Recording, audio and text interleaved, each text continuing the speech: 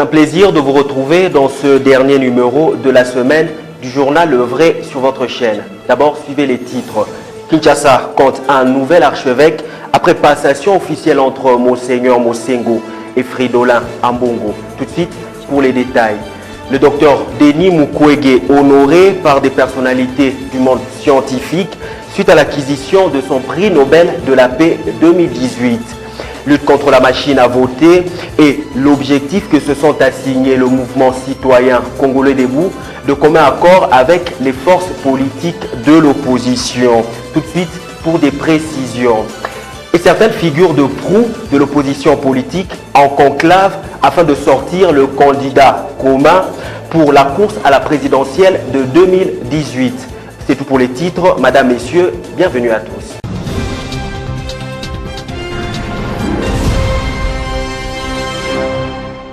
Le mouvement citoyen congolais debout, en synergie avec d'autres mouvements citoyens de Kinshasa ainsi que des forces politiques, avec les candidats présidents de l'opposition, ont produit un document commun en rapport avec les stratégies pour lutter contre la machine à voter. Vous suivrez l'intégralité de cet élément à la fin de ce journal. Exclusivité Vrai Journal. Selon des sources bien introduites dans l'Afrique de l'Ouest, la Guinée a été le pays choisi pour abriter le conclave de l'opposition qui va aboutir à la désignation du candidat commun de l'opposition dans quelques jours. Sur le même sujet, candidature commune de l'opposition, la question continue de susciter des remous au sein du microcosme socio-politique congolais. Prenant part à l'activité des mouvements citoyens contre la machine à voter, le candidat président Martin Fayulu rassure. Peter Tiani pour les détails. D'entrée de jeu, Fayulu félicite le travail qu'abat le mouvement citoyen contre la machine à voter.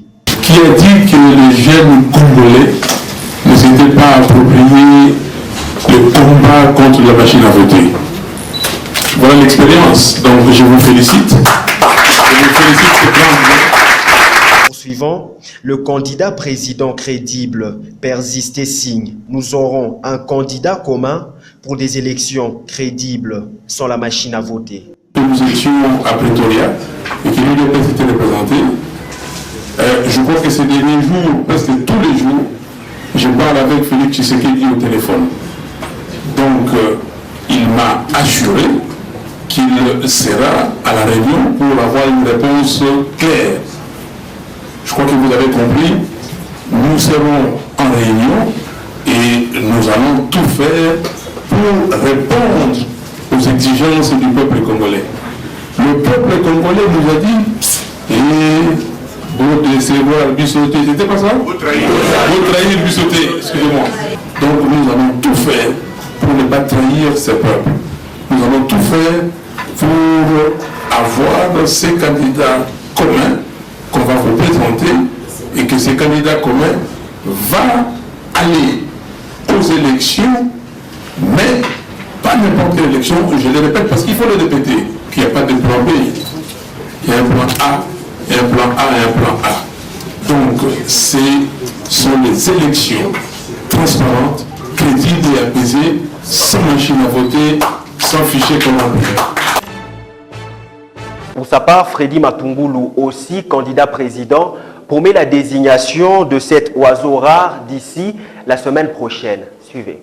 Je crois que nous suivons en tant que candidat de l'opposition de très près ce que vous pensez, c'est que vous souhaitez. Toutes ces intentions vous ont été très très clairement exprimées. Et je crois que vous pouvez être certain que lorsque tout sera fait et dit, vous aurez bientôt votre candidat commun de l'opposition. Je voulais quand même dire que la mise en place d'une candidature commune d'opposition n'a jamais été exercice facile. Question de savoir pourquoi l'UDPS a pris les différentes positions qui ont été prises évidemment à ce niveau-là.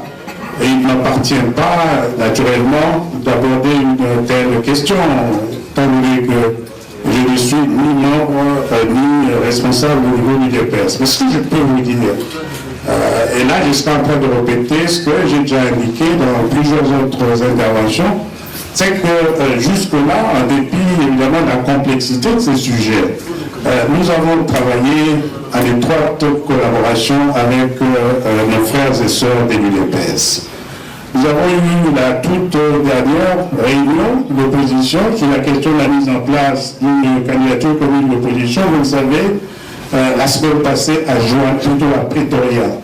Et comme vous le savez, l'UDPS était très valablement représenté, plutôt notre frère Félix Tshisekedi. Donc je demande à notre population de se calmer, de se tranquilliser, de nous faire confiance. Nous continuons à travailler en tant que groupe de 7 et je suis convaincu que la semaine prochaine, nous vous reviendrons avec la solution que vous attendez. L'UNADEF, parti cher à Christian Mwando, ira aux élections mais sans machine à voter approchée. Soki Fouani, cadre de ce parti, de l'ensemble pour le changement, l'a dit au micro de Jocelyne Longa et Arnaud Massamba. Pour Madame Soki Fouani, il n'y a pas question d'aller aux élections avec la machine à voter. Nous sommes partants pour les élections et nous ne voudrons même pas qu'on puisse les reculer d'un seul jour. Donc le 23 décembre, nous partons aux élections. Mais nous posons des conditions.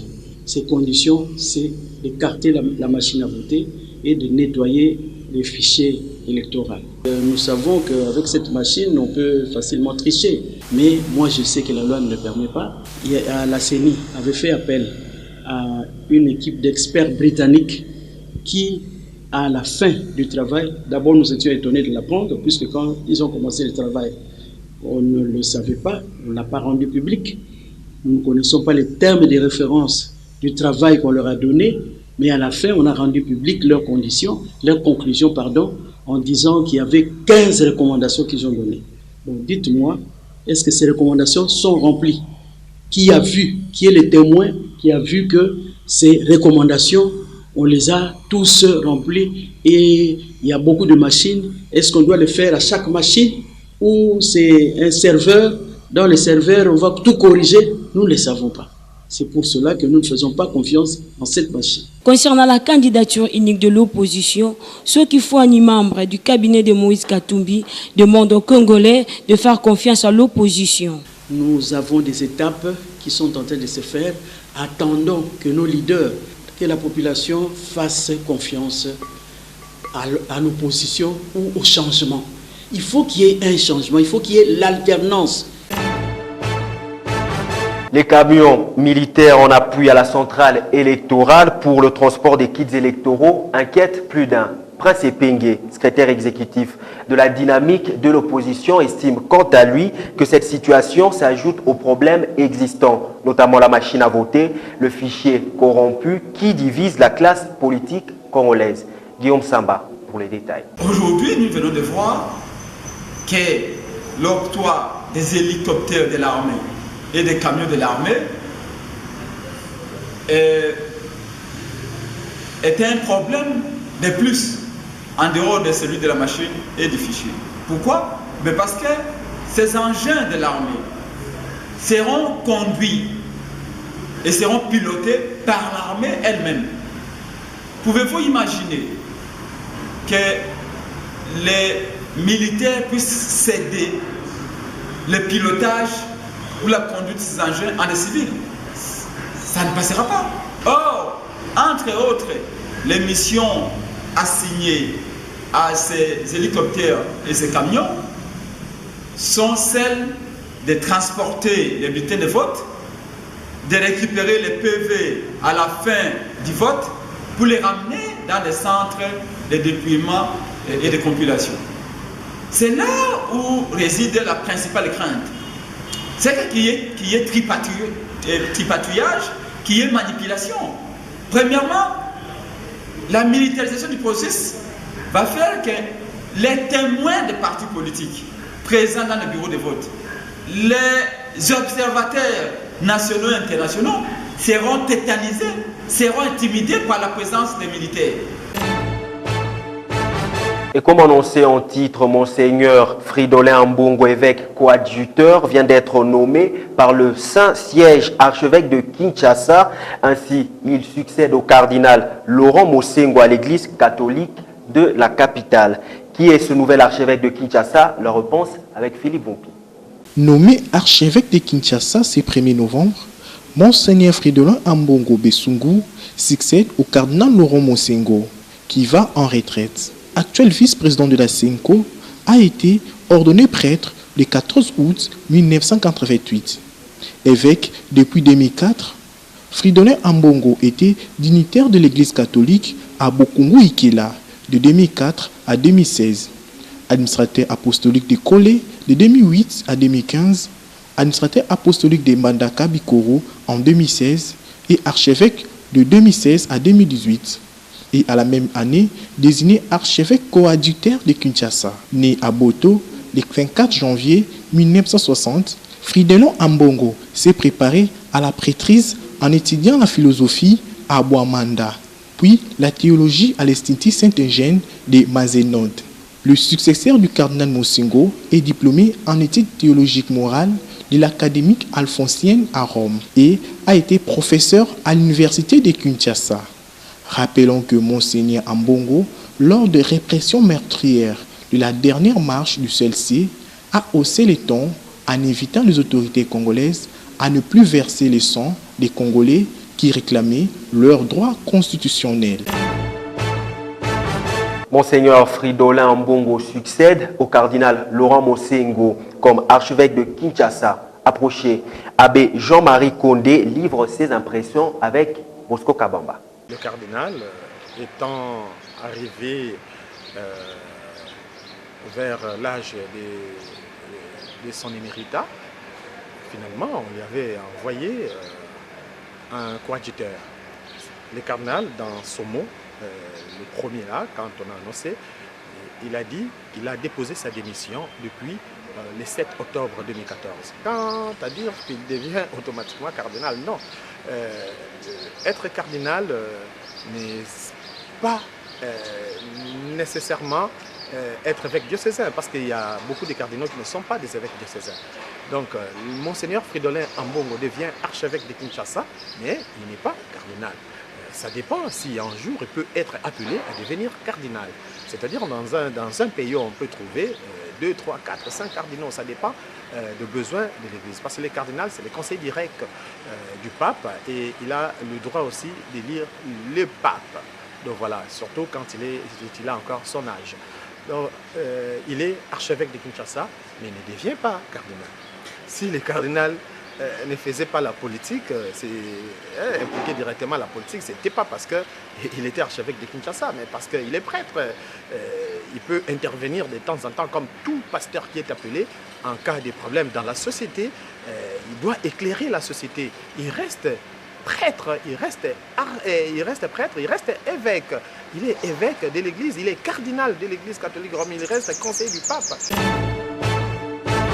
Parlons autre chose, triste nouvelle pour les Congolais vivant en Angola. Après Lunda, les autorités angolaises lancent l'opération Rescade ce mardi 6 novembre 2018 à la capitale Luanda. Tous les Congolais ayant un problème de documents devront être refoulés.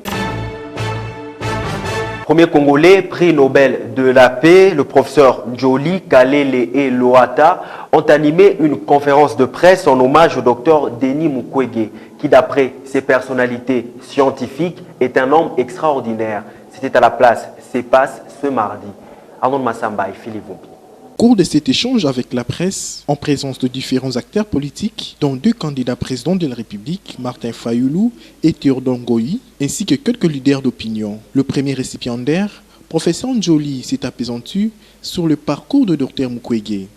Mukwege, c'est quelqu'un d'extraordinaire. Et donc ce prix Nobel, ce n'est pas un simple prix. Ce n'est pas un simple titre, c'est une vraie reconnaissance. Et pas une reconnaissance à l'échelle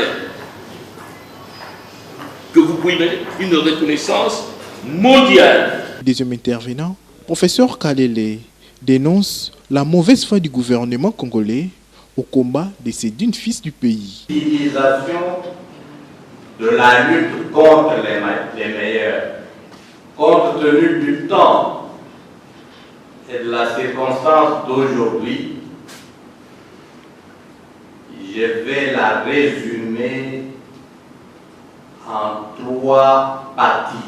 Et le dernier intervenant, professeur Loata, propose une transition de 2 ans à la tête Dr Mukwege, au cas où la CENI n'arrive pas à organiser l'élection le 23 décembre. L'article 64, les partis politiques ne l'ont pas beaucoup utilisé jusqu'ici.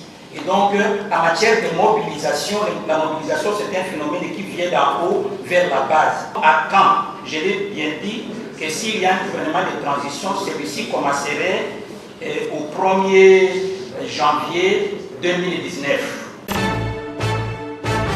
Le mouvement citoyen Les Congolais Debout, en synergie avec d'autres mouvements citoyens congolais ainsi que des forces politiques, avec les candidats présidents de l'opposition, ont produit un document commun en rapport avec des stratégies pour lutter contre la machine à voter. Suivez l'élément en grand format avec Justin Magnongo et Belgodor Mouto. C'est dans une salle de conférence de l'immeuble catholique Reine de la Paix que les mouvements citoyens Les Congolais Debout, en association avec d'autres mouvements citoyens congolais, ont réfléchi et produit une déclaration commune contre l'usage de la machine à voter au prochain scrutin. Cette activité a connu la participation remarquable de certains candidats présidents de la République comme Martin Fayoulou, Freddy Matungulu ainsi que Théodore Ngoyi. Le porte-parole de Congolais Debout, hôte de l'événement, va dire le mot de circonstance. Distingués invités, mesdames et messieurs de la presse, les élections sont notre propriété, les élections crédibles, démocratiques et transparentes sont nos prérogatives. Il en découle que nous dénier le droit d'avoir des élections de qualité, nous dénier le droit d'avoir des élections transparentes, nous dénier le droit d'avoir des élections crédibles, c'est nous méconnaître même le droit d'être des citoyens. Voilà pourquoi les jours qui ont suivi, nous avons entamé des consultations et des concertations entre nous, mouvements citoyens, afin de savoir quelles sont les démarches que nous pouvons entreprendre, quels sont, en dépit de nos spécificités, le poids des convergences en ce qui concerne l'État congolais qui est l'unique nation, l'unique pays que Dieu nous a légué. Après ces concertations, nous avons abouti à un document que nous avons pensé suggérer aux acteurs politiques indépendamment de leur propre positionnement, afin de savoir si nous avions la même lecture de la situation et si nous pouvions converger à l'instar de la marche du 26 octobre vers des actions communes et concertées afin de leur donner l'impact nécessaire pour modifier les rapports de force et éviter les élections chaotiques qui nous sont proposées. Raison pour laquelle aujourd'hui nous allons donc procéder au nom de mes collègues des forces vives de la société civile ainsi que des représentants des forces politiques et des candidats aux élections présidentielles ou de leurs délégués qui ont bien voulu adhérer au document que nous allons lire tout à l'heure et qui vont bien entendu procéder à la signature solennelle de ces documents devant vous. C'est 2 novembre 2018. Les leaders de la société civile, ainsi que ceux des forces politiques acquises à l'alternance par des élections crédibles, se sont réunis à Kinshasa afin d'évaluer la situation qui prévaut en République démocratique du Congo. À la veille du lancement de la campagne électorale, et dresser ensemble la marche à suivre jusqu'à la tenue des élections libres, démocratiques, transparentes et inclusives en République démocratique du Congo. Pour la première fois, depuis notre accession à l'indépendance, des élections combinées mettront près de 40 000 candidats face à 40 millions d'électeurs. malheureusement, depuis la signature de l'accord de la Saint-Sylvestre, le régime n'a eu de cesse de violer ses engagements. Le non-respect des libertés civiles et politiques des citoyens et la répression aveugle ont pris le dessus sur la volonté de maintenir l'esprit du pacte républicain négocié lors de la table ronde de 1960, de la conférence nationale souveraine et du dialogue intercongolais de Sun City, qui forge l'unité et la force de la nation. Après s'être moqué de l'Église catholique, à qui il avait confié la facilitation du dialogue de la Saint-Sylvestre, le régime se moque désormais des appels de la société civile, de l'opposition politique et de la majorité des candidats à l'élection présidentielle qui exigent le nettoyage du fichier électoral et le retrait de la machine à voter. Sous la dictée du pouvoir, la Commission électorale nationale indépendante oppose les plus grands mépris aux appels répétés de la société civile et de l'opposition politique pour des élections crédibles et transparentes. Elle veut ignorer l'existence de plus de 7 millions d'électeurs enregistrés sans empreinte digitale, ainsi que la disparition inopinée de plusieurs centaines de milliers de cartes d'électeurs. Par une passation des marchés opaques et violant tous les prescrits en la matière, la CENI a acquis des machines à voter à prix d'or pour conduire les Congolais à un vote électronique que la loi ne reconnaît pas. Outre son illégalité, la machine à voter ne réunit aucun consensus. Son imposition affectera la crédibilité des résultats du scrutin et la légitimité des institutions qui en seront issues. Puis le contenu de la déclaration sera rendu public. Nous, représentants des forces politiques et sociales, réunis ces jours, appelons les leaders de la société civile et des forces politiques acquises au changement à poursuivre de façon concertée, sans faillir et jusqu'à la victoire, le combat pour lequel nos martyrs sont tombés. Saluons et félicitons le peuple congolais qui s'est mobilisé le vendredi 26 octobre 2018 sur toute l'étendue du territoire national pour refuser catégoriquement la machine à voter, instrument non prévu par la loi électorale que le régime veut imposer pour confisquer aux souverains primaires le pouvoir de choisir ses dirigeants. Réitérons notre adhésion au mémorandum déposé par les leaders politiques auprès de la CENI. Invitons la population congolaise à signer massivement la pétition initiée par le comité laïque de coordination pour rejeter la machine à voter. Exigeons de la CENI de retirer la machine à voter non prévue par la loi électorale, de nettoyer les fichiers électoraux corrompus et de rechercher activement le consensus entre toutes les parties prenantes pour un processus électoral apaisé, crédible et responsable. Rappelons que seules les élections libres, démocratiques, transparentes, crédibles et inclusives donnent la légitimité aux dirigeants politiques. Rappelons notre refus de tout report dilatoire des élections du 23 décembre 2018. Invitons par conséquent la population à la mobilisation et à la vigilance et lui demandons de se tenir prête à répondre à toutes les actions que nous engagerons pour qu'elle se réapproprie son destin. Affirmons solennellement à notre peuple que nous ferons échec à tout projet du pouvoir de s'éterniser par une parodie d'élection, en nous privant ainsi du droit de désigner librement nos dirigeants légitimes et annonçons la reprise incessante des actions des masses pour exiger l'application de nos droits fondamentaux.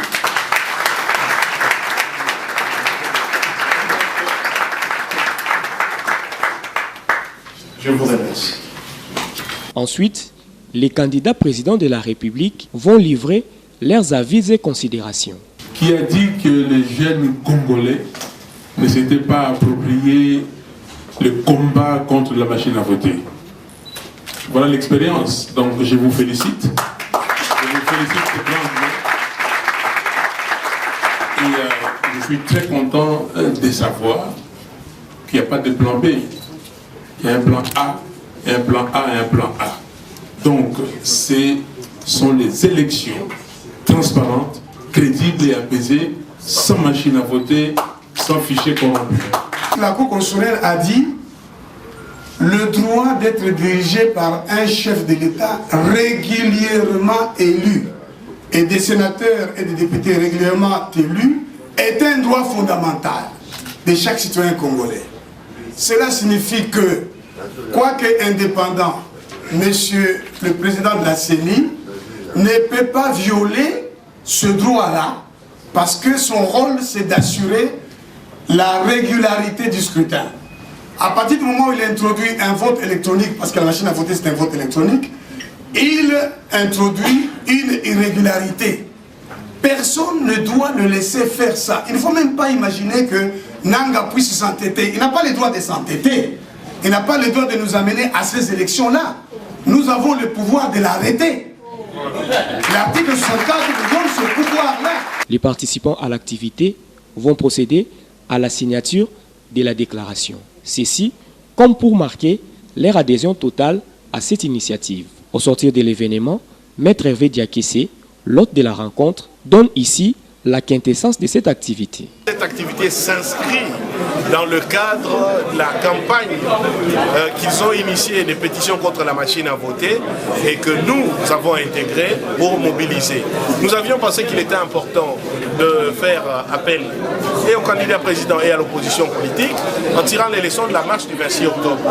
Pour la première fois, vous avez pu voir défiler côte à côte des opposants politiques avec des adversaires politiques, puisque tous sont candidats aux mêmes élections d'une part, des mouvements citoyens, la société civile, et voire des citoyens congolais lambda, pour réclamer une seule chose, qu'on puisse mettre hors d'état de nuire la machine à voter illégale et nettoyer les fichiers électoraux corrompus. Donc ça veut dire que par-delà nos divergences, par-delà nos positionnements sociaux et politiques, nous pouvons avoir un même langage, c'est le langage des élections crédibles et transparentes.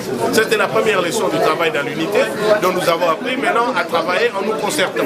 La deuxième chose, c'est que puisque nous avons un combat commun et qu'à un moment donné, il faudra inverser les rapports de force, il peut aussi nous arriver de nous mobiliser ensemble sur ces questions-là, sans forcément en faire un alignement derrière tel ou un alignement derrière l'autre. Raison pour laquelle nous avons fait une déclaration commune dans laquelle nous amenons encore notre population à se préparer pour les mobilisations à venir, afin que nous puissions de manière concertée mobiliser la population pour avoir un impact beaucoup plus important dans l'inversion des rapports de force pour les jours à venir. Rappelons que 4 autres candidats présidents de la République, notamment Vital Kamerhe, Adolphe Muzito, Jean-Pierre Bemba ainsi que Moïse Katumbi, ont tous été représentés. C'est la fin de cette édition du journal. Merci à tous ceux qui nous ont suivis depuis l'Angola ainsi que partout ailleurs dans le monde. Madame, messieurs, ce journal est terminé. Au revoir.